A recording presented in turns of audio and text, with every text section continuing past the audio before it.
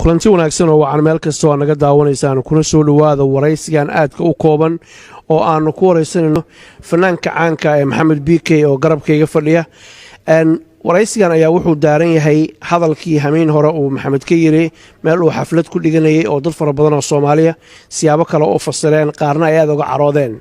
taasoo sababtay habaar iyo eedayn iyo colaad iyo dadkii Soomaaliyeed ee bulshada ahayd in la iska horkeeno waxaan weydiinayaa Maxamed marka hore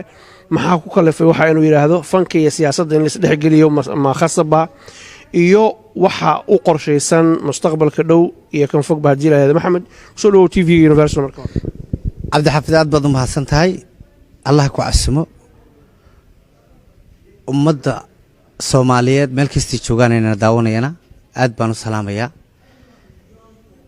waxaan cod dheer tacsi ugu diraya inna lillahi wa inna ilayhi raaji'uun dadkii naftooda ku waayay qarax ilaahay dhibtahay naga kor qaado tacsida horta waan diraya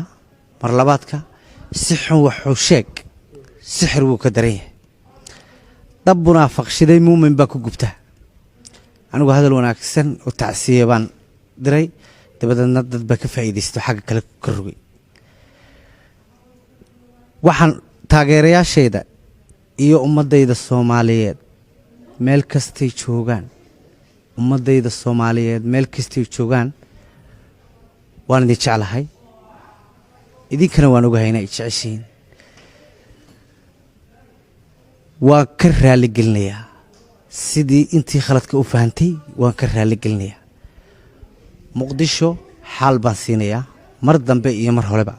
Maxamed tacsi baad dartay dabcan waad ka daqnatay iminkana waa adiga sheegay hameen horena waad sheegtay xalina waa adiga sheegay dhibaatadii ka dhacday muqdisho iyo dadka Soomaalida ku baaba'ay dhibaatada soo gaartay inay ka tacsiinaysan ka xuntahay waa garanay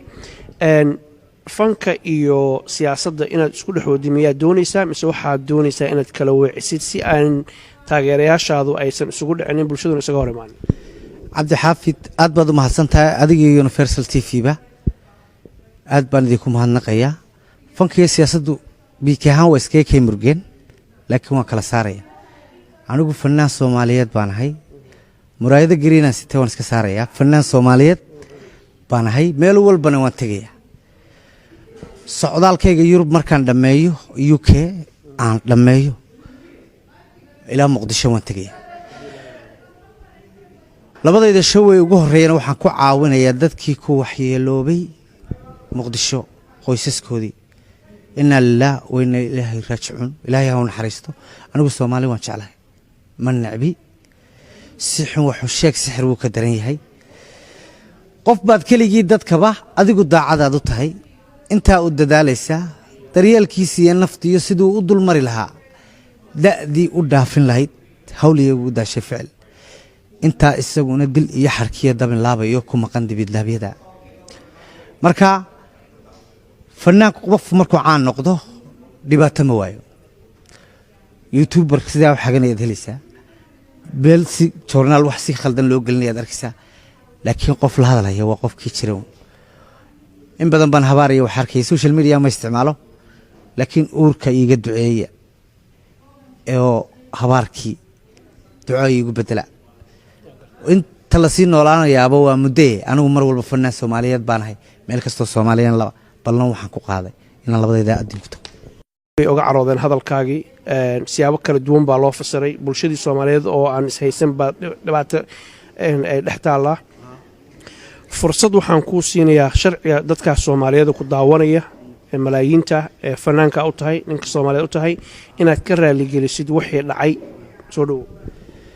عبد الحافظ aad baad u mahadsantahay waxaan u mahadnaqayaa adiga iyo Universal Adnaan oo kabarday naga duubayo nin qaali ah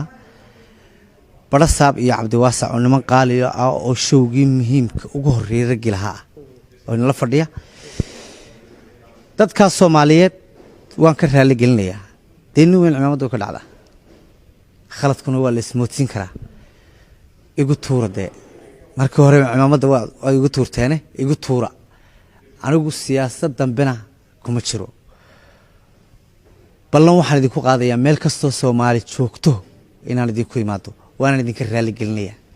I love Muqdisho xaalna waan siinaya